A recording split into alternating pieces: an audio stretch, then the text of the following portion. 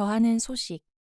본장은 최광 선교사 탈북자 선교실화 2부 내래 죽어도 가겠습니다의 6장 남겨진 권능 선생과 용섭 선생에 이어지는 이야기입니다. 권능 선생이 한국에 오다. 권능 선생과 이용섭 선생은 중국에서 선교 활동을 하다가 공안에 체포되어 중국 장춘시 철북 감옥에 갇혔다. 그 안에서도 두 선생은 모든 죄수와 간수로부터 인정받을 정도로 모든 일을 성실하게 맡아 했다. 중국 감옥은 일하는 사람들에게 월급을 주지 않고 점수를 준다. 이 점수에 따라 감형 날짜가 정해지는 것이다. 감옥 안의 중국인들에게는 형기를 줄이는 이 제도가 도움이 되겠지만 형기가 줄어들면 북송되고야 마는 두 선생에게는 오히려 좋지 않았다. 이용섭 선생은 중국 내몽고 공항국에서 체포되었다. 그곳 법원에서는 이용섭 선생을 재판할 마땅한 증거 자료가 없었다. 그가 한국으로 조직해서 보낸 사람들은 다 한국으로 무사히 들어갔거나 아니면 북한으로 끌려간 뒤였기 때문이다. 그래서 내몽고 법원에서는 이용섭 선생의 재판을 포기하고 그를 그냥 북송시키려고 도문 변방구류소로 이관했다. 그러나 그곳 도문 변방구류소에서 용섭 선생을 북송시키려고 그의 자료를 조사하면 할수록 그들은 용섭 선생에게 감동할 수밖에 없었다. 비록 용섭 선생이 중국의 법은 어겼지만 자신의 민족을 위해 옳은 일을 한 것임에는 틀림없었기 때문이다. 그런데 그를 이대로 북한에 보낸다면 처형당할 것이 분명했다. 도문 변방구류소는 이용섭 선생이 연변 법원에서 재판을 받도록 도움을 주었다. 중국에서 재판을 받고 오랫동안 형을 살다 보면 북한의 사정도 변하리라 기대한 것이다. 마침 연변 법원에는 김권능 선생이 재판을 위해 대기하고 있었고 권능 선생이 조직해서 한국으로 보내려고 했던 사람들 중에는 이용섭 선생이 주선한 사람들도 있기에 증인이 갖추어진 상태였다. 검사가 두 선생이 갇힌 감옥에 와서 말했다. 법원 가서 재판을 받을 때 절대로 부정하지 마라. 모든 증거를 다 옳다고만 해라. 지금은 너희를 죽이려고 재판하는 것이 아니라 살리려고 재판하는 것이다. 너희는 정말 죽어서는 안 될 사람들이다. 검사의 말이 옳았다. 두 선생이 재판 중의 증거를 부인하게 되면 형을 받는 것이 아니라 곧바로 북송되어 버린다. 할 수 있는 한 중국에서 더 많은 형량을 받아야만 했다. 권능 선생은 12년형을 받았고 용섭 선생은 4년형을 판결받았다. 형을 적게 받은 용섭 선생이 많이 불리했다. 두 선생은 감옥에서 일을 잘해서 형량을 줄이는 것이 아니라 더욱 늘리고 싶은 심정이었지만 그래도 성실히 맡은 일을 했다. 감옥 안에 있는 사람들이 두 선생이 예수 믿고 옳은 일을 하다가 감옥에 들어온 것을 다 알기 때문이다. 그런 와중에 살겠다고 발버둥치는 모습을 보인다면 믿지 않는 사람들에게 덕이 되지 않는다는 생각이었다. 그래서 두 선생은 오히려 더 성실하게 일을 했고 반갑지 않은 감형 점수는 쌓여만 갔다. 감옥 안에서도 여러 가지 노력을 기울였다. 국제난민기구에 정식 난민 신청을 해서 청원서를 올리기도 했고 2004년 만들어진 미국의 북한 인권법에 기대를 걸어보기도 했다. 그러나 중국은 그러한 국제법을 형식적으로만 운영하고 있었고 별다른 성과가 없었다. 온 세상이 난민을 보호해야 한다고 떠들어댔지만 정작 보호받아야 하는 두 선생에게는 중국도 한국도 미국도 어떤 나라도 관심이 없었다. 모든 노력이 의미 없다는 것을 알고 어느 날 이용섭 선생이 권능 선생에게 부탁했다. 북송되면 그냥 죽을 수 있게 독약 좀 얻어줘. 권능 선생이 반대했다. 우리가 왜 그렇게 비겁하게 죽어야 합니까? 의로운 피가 저 땅에 흘려져야 한다면 흘립시다.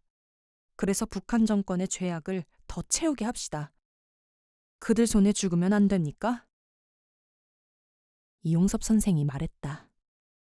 나도 그렇게 생각해. 그리고 각오도 되어 있고. 그런데 나 때문에 고통스러울 우리 아이들을 생각하면 너무 힘들어. 용섭 선생의 그 말에 권능 선생은 해줄 수 있는 말이 없었지만 어떻게라도 그를 위로하고 싶어 말했다. 하나님이 지켜주실 겁니다. 그렇지 않으면 나도 데려가시라고 기도할 테니 근심하지 말고 함께 죽든지 살든지 합시다. 2005년 9월 28일. 아직 9개월의 형기가 남아 있었지만 중국 공안은 용섭 선생을 비밀리에 북송시켰다. 권능 선생이 보는 앞에서 손과 발을 쇠사슬에 묶어 끌고 나갔다. 용섭 선생을 살리려 권능 선생이 아는 사람들에게 급히 연락하려고 했지만 그날 감옥은 전화를 사용하지 못하게 했다. 누구도 손을 쓸 새가 없었다. 이용섭 선생이 북송되지 않고 제3국이나 남한으로 추방되게 하려고 시도했던 수많은 노력은 모두 물거품이 되고 말았다. 북한 보위부는 이용섭 선생을 특별히 엄중하게 취급했다. 탈북자들을 취급하는 온성군 보위부에서 조사하지 않고 곧바로 청진 보위부로 호송하였고 그곳에서 다시 보위부 비밀 구류장에 넣고 1년 동안 신문하다가 정치범 수용소로 보냈다. 이용섭 선생은 이전에 서안에서 체포되었다가 도문 감옥에서 풀려났을 때 제일 먼저 한국으로 올 수 있었던 사람이다. 하지만 계속해서 다른 탈북자들을 한국으로 보내는 일을 하다가 결국 본인은 순교의 길을 가게 된 것이다. 이용섭 선생이 북송된 후부터 권능 선생은 허물어지기 시작했다. 텔레비전에서는 월드컵이 진행되고 올림픽이 진행되는 자유롭고 풍요로운 바깥 세상을 보여주었다. 정말 하나님이 있긴 있는가? 하나님이 계신다면 왜 우리는 이렇게 끌려가야 하는가? 우리는 이렇게 무서운 고통을 당하고 있는데 세상은 어떻게 한 점 슬픔도 서름도 없는 것처럼 즐겁고 명랑하게 돌아갈 수 있는가? 오락을 위해서는 온 세상이 열광하고 하나가 되는데 도대체 누가 의를 위해서, 진리를 위해서, 고통받는 이들을 위해서 고민하고 있단 말인가? 권능 선생의 마음속에서 오랫동안 그를 단단히 지탱해주던 힘이 사라져갔다. 의라는 것은 없어. 악에는 악으로 맞서야 해. 이제 살아난다면 더 이상 이런 선하고 옳은 방법을 따라 살지 않을 거야. 권능 선생의 마음은 예수 믿기 이전으로 돌아가 버렸다. 그때부터는 사랑이라는 힘은 별로 도움이 되지 않았다. 세상을 향한 미움과 분노, 증오가 고통을 극복하는데 훨씬 더 도움이 되었다. 중국인들은 형량이 차면 머리를 기르고 집에서 보내준 옷을 단정하게 입고 자유롭고 당당하게 문을 향해 걸어서 나간다. 그러나 탈북자들에게 이 감옥의 끝은 또 다른 지옥의 시작이다. 1999년 4월 7일 일기생 북한 선교사들이 파송의 노래를 부르면서 연변으로 파송되어 갈 때 권능 선생도 순교를 결의했고 또 각오했다. 그 각오대로 여러 명의 북한 선교사가 순교의 길을 갔고 권능 선생도 늘 그들을 뒤따라가는 마음으로 이 길을 걸어왔다.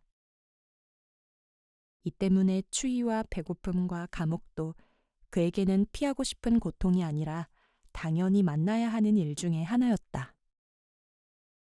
체포되었을 때에도 태어냈고 올 것이 왔다는 듯 평온했다. 12년형을 받고 감옥에 들어올 때에도 지금처럼 마음이 힘들지 않았다. 그런데 이제는 아니었다. 권능 선생도 중국인들처럼 단정한 옷을 입고 머리를 기르고 감옥 저쪽 끝에서부터 당당히 걸어서 문을 향해 나가는 꿈을 꾸고 싶었다. 여태껏 느끼지 못했던 외로움이 밀려왔다. 감옥 안에는 마음속 깊은 신앙적 고통을 나누고 회의와 슬픔을 하소연할 사람이 없었다. 대부분 권능 선생의 마음과는 거리가 먼 중국의 중죄인들과 신앙에 관해서 아무것도 모르는 탈북자들 뿐이었다. 이런 그에게 하나님이 천사를 보내주셨다. 어느 날 문득 한 통의 편지가 권능 선생에게 왔다. 발씨는 그의 고모로 되어 있었다. 누구지? 나는 고모가 없는데. 2002년경 권능 선생이 탈북자들을 구출하다 체포되어 감옥에 갇힌 소식이 인터넷 뉴스와 미국 한인들 사회에 잠시 퍼졌던 적이 있었다. 그때 미국에서 장로님 한 분도 이 소식을 접했다. 이런 분이 중국 감옥에 있구나. 장로님의 마음에는 권능 선생에게 가봐야 한다는 간절함이 생겼다. 그리고 훗날 이분이 중국 선교를 시작했다.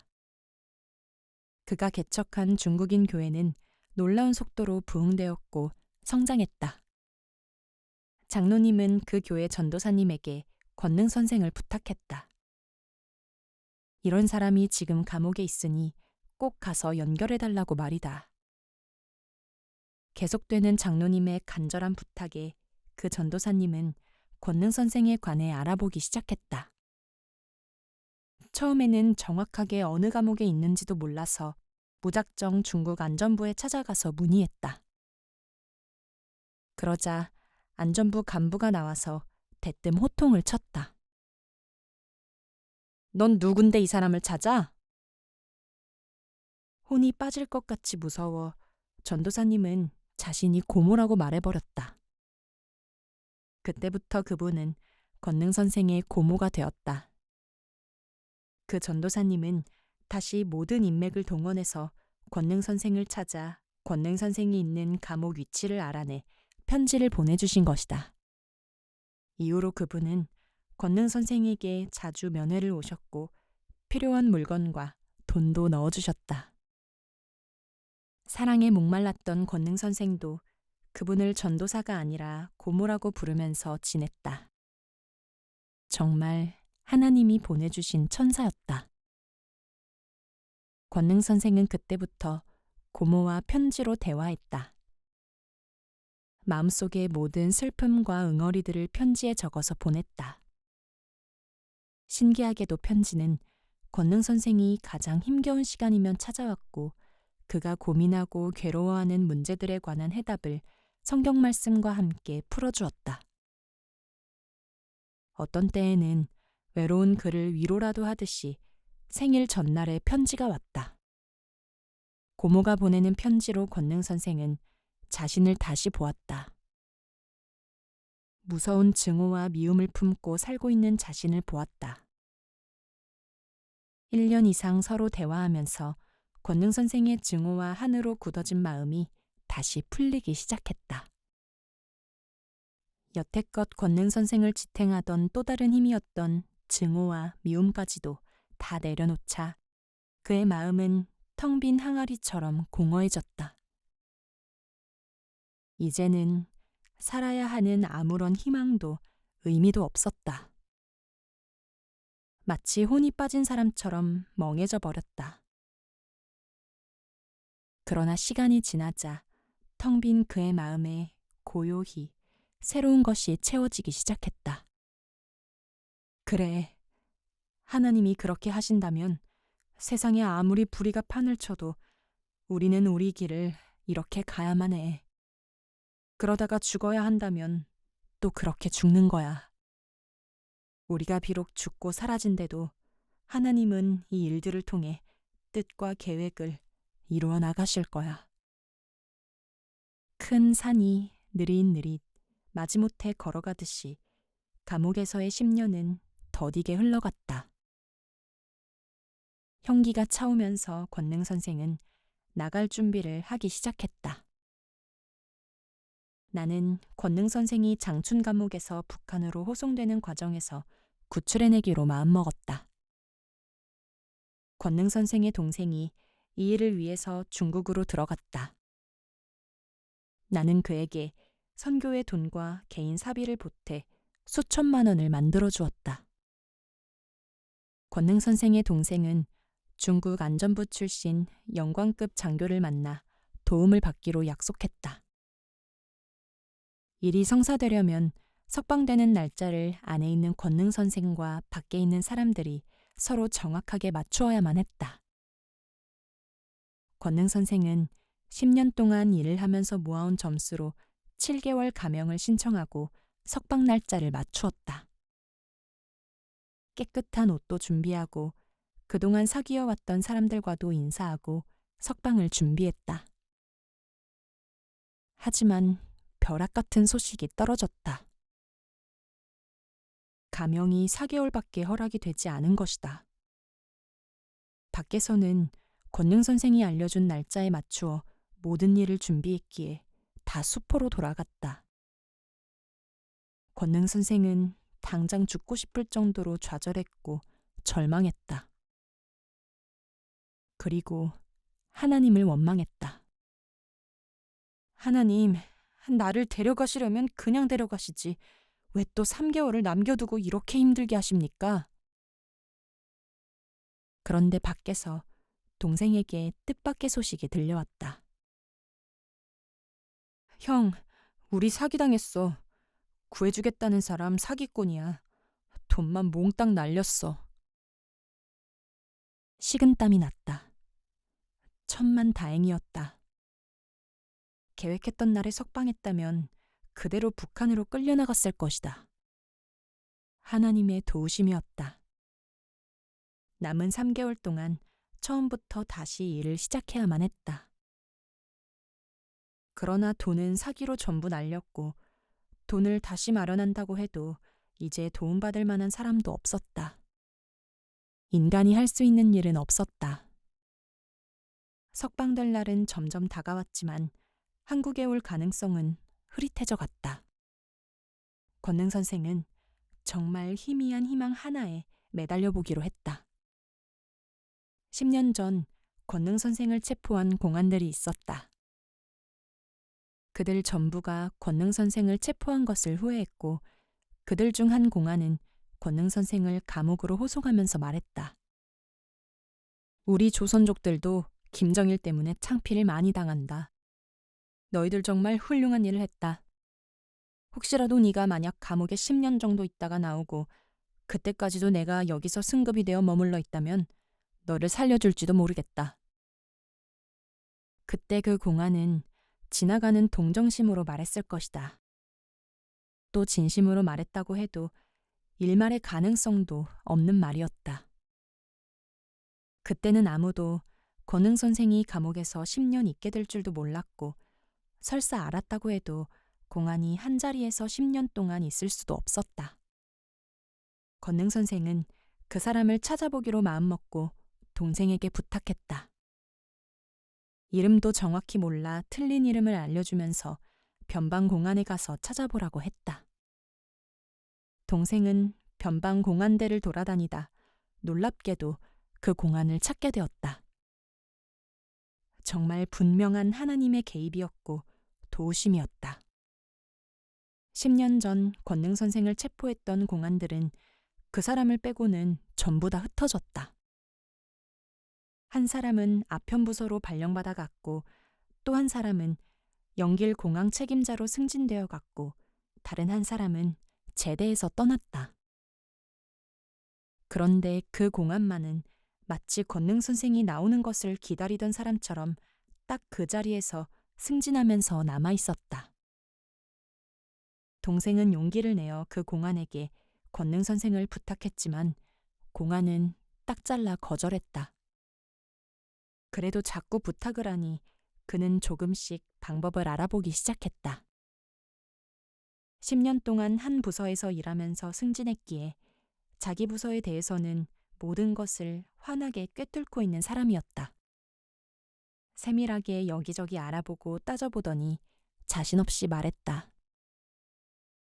한번 해보자. 그러나 너무 믿지는 마. 다시 3개월이 지나고 석방날이 며칠 남지 않았다. 나간 후의 일을 아무것도 확신할 수 없었지만 권능 선생은 왠지 마음이 편했다. 할 수 있는 모든 것을 다 해보았고 이제 남은 것은 그대로 받아들이기로 했다.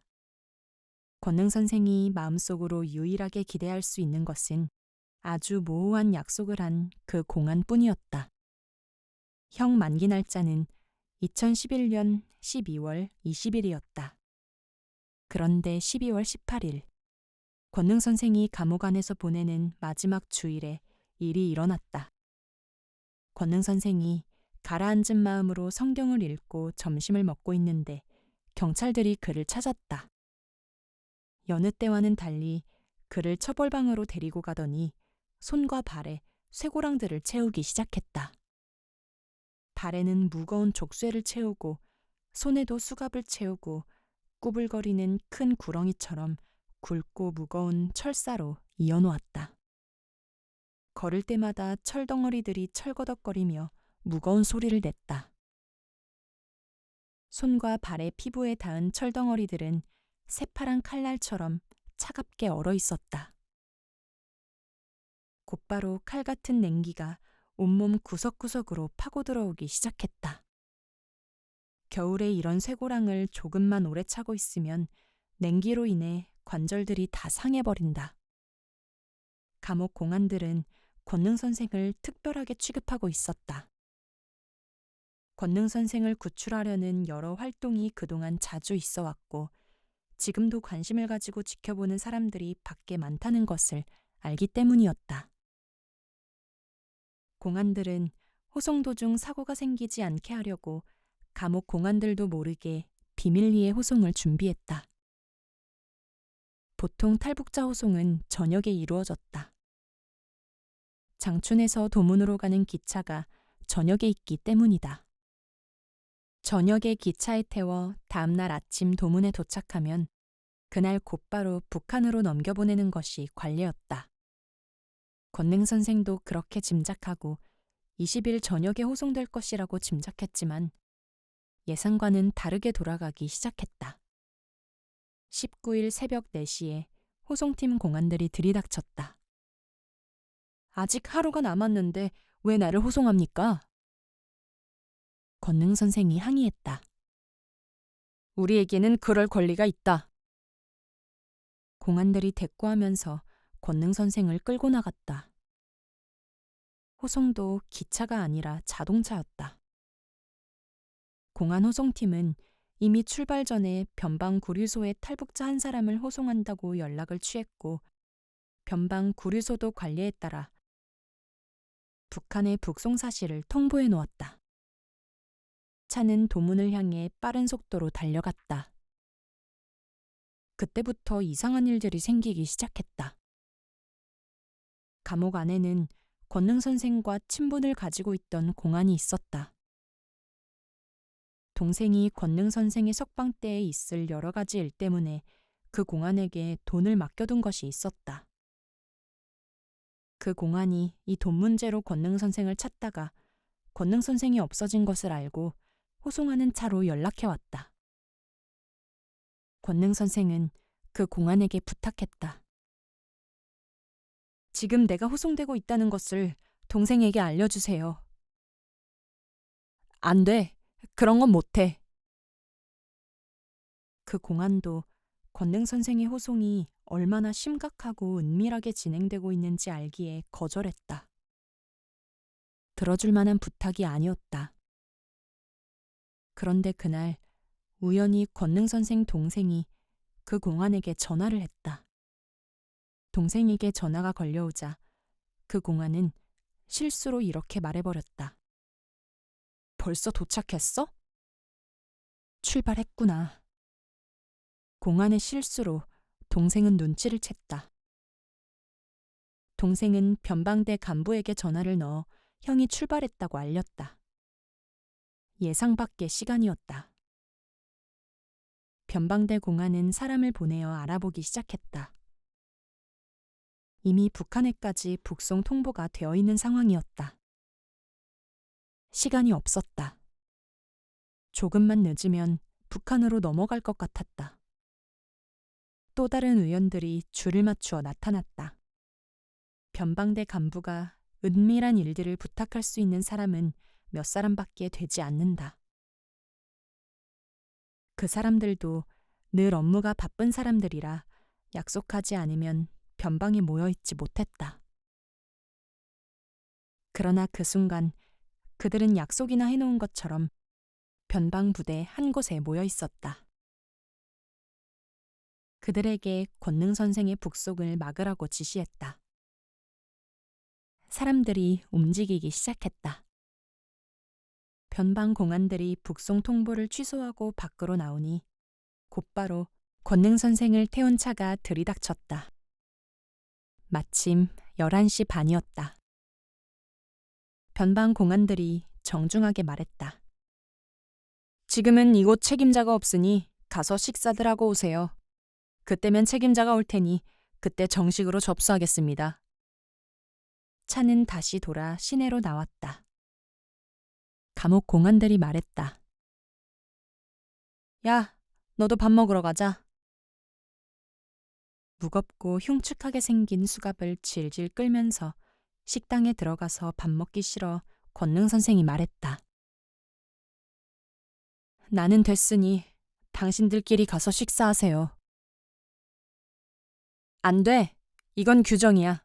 같이 가서 먹어야 해. 권능 선생은 난감했다.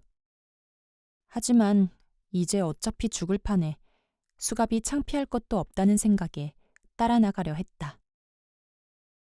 그때 다시 전화가 왔다. 책임자들이 왔으니 오세요. 감옥 공안들이 기뻐했다. 마침 잘 됐다. 얘를 넘겨버리고 우리 편하게 밥 먹자. 차가 다시 변방대로 들어오자 간부들이 나와 권능 선생을 신문하듯 따지기 시작했다. 너 집이 어디야? 난 한국 사람이다. 서류를 가지고 있다. 권능 선생은 동생이 통일부에서 받아온 서류를 보여주었다. 그 서류를 보고 변방대 간부는 감옥 공안들에게 말했다. 우리는 이 정체가 모호한 사람을 받을 수 없다.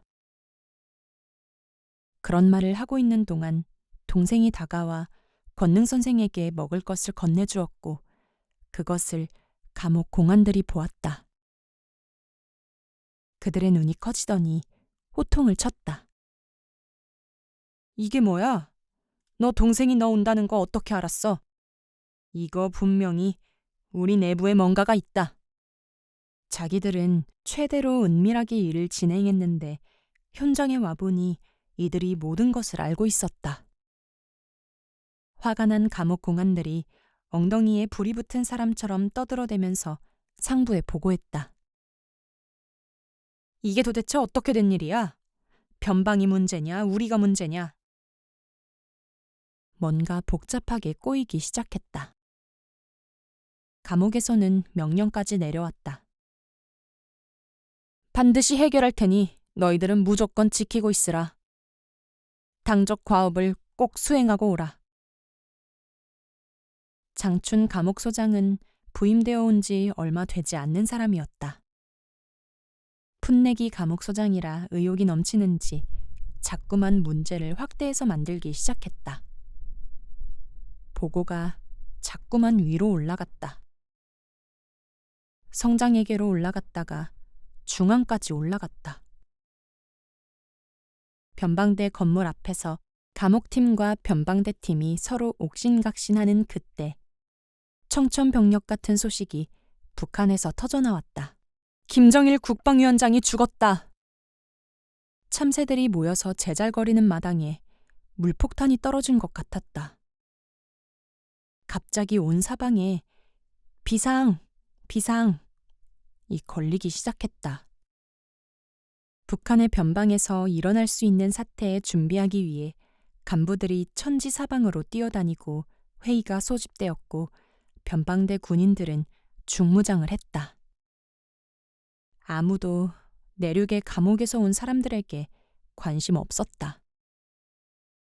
권능 선생도 감옥 공안들도 그저 눈을 크게 뜨고 어떻게 해야 할지 몰라 가만히 서 있기만 했다.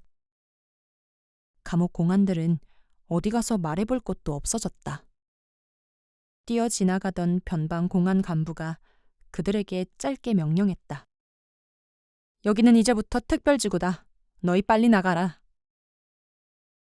호송팀 공안들은 도문 호텔에 2개의 방을 사서 머물기 시작했다. 다음 날까지 기다려도 어떻게 하라는 지시가 없었다.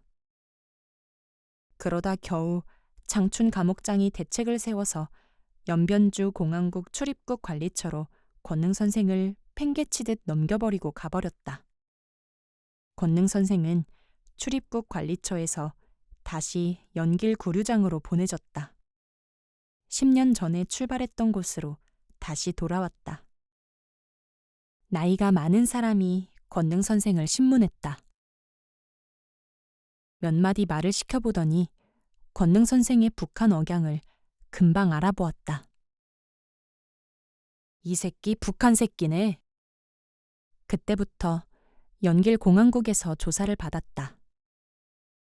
조사가 깊어지자 신문하던 공안이 태도가 점점 바뀌기 시작했다. 조금 이상한 신문을 했다. 권능 선생이 조금이라도 불리한 말을 해버리면 옆에 있는 사람들을 잠깐 밖으로 나가라 하고는 다시 구체적으로 물어서 권능 선생이 유리한 쪽으로 자꾸만 조서를 만들어 갔다. 나중에는 한국에 있는 권능 선생 아버지의 DNA까지 채취해와서 권능 선생과 대조해보기도 했다. 3개월이 지나자 조사도 끝나고 권능 선생은 할 일 없이 감방에서 지내기만 했다. 어느 날 간수가 그를 밖으로 데려갔다. 이제 가는구나. 권능 선생이 간수에게 물었다. 나 어디 갑니까? 어디 가긴? 북한으로 가지. 이제는 안 되는구나. 조사실로 들어갔더니 나이 많은 조사관이 말했다. 너 이제부터는 한국 사람을 만나지 말고 북한 사람도 만나지 말고 어디 움직일 때에는 우리 통제를 받아야 한다. 알았지? 나가. 뭐지? 이해할 수 없어 멍청이 서 있는 권능 선생을 조사관은 밖으로 내보내었다. 밖에서는 동생이 기다리고 있었다. 10년. 그 무섭고 요란한 감옥 생활이 이렇게 싱겁게 끝나게 될 줄 전혀 상상하지 못했다. 꿈인가? 아무리 정신을 차리려고 해도 꿈만 같은 기분에서 깨어날 수 없었다. 나이 많은 조사관은 권능 선생의 서류를 세밀하게 조사하다가 이런 마음이 들었다고 했다. 이 사람을 북한으로 내보내면 안 되겠구나. 결국 그 조사관은 권능 선생을 살리려고 정말 많은 일을 했다. 그 조사관은 참 정직한 사람이었다. 훗날 살해를 하려고 갔더니 돈을 받지 않았다. 중국 관료 사회에서는 만나기 힘든 분이었다. 권능 선생 부모님은 그동안 그를 살려달라고 중국 주재 한국 영사관에 가서 열심히 사정했다. 하지만 영사관이 권능 선생을 위해서 할 수 있는 일이 없었다. 그러다 권능 선생이 석방되었다고 하자 그들도 놀랐다. 도대체 있을 수 없는 일이 일어난 것이다. 미안했는지 영사관은 곧바로 권능 선생의 여권을 만들어 보내주었다. 탈북자 역사에 있지 않았던 사건이 또 일어났다. 권능 선생이 한국으로 오던 날 권능 선생을 체포했던 공안이 연길 국제공항까지 바래다 주면서 말했다. 그때 너를 잡으면 안 되는 거였는데 미안하다. 정말 미안하다. 많은 기적과 우연이 정밀한 기계의 톱니바퀴처럼 맞물려 돌아가면서 북한으로 호송되어 가던 권능 선생이 한국으로 날아왔다. 권능 선생이 한국에 와서 뒤돌아보니 모든 기적이 권능 선생을 체포했던 사람들의 손에서 진행되어 있었다. 소리 없는 음성이 조용히 권능 선생의 마음에 와닿았다. 모든 것은 다 내가 했다. 감옥 안에서 내가 나를 원망했고 하나님이 있는지 진리가 있는지에 대해 절망했지만 그 모든 것도 다 내가 했다. 너를 감옥에 넣은 것도 나이고 꺼낸 것도 나다.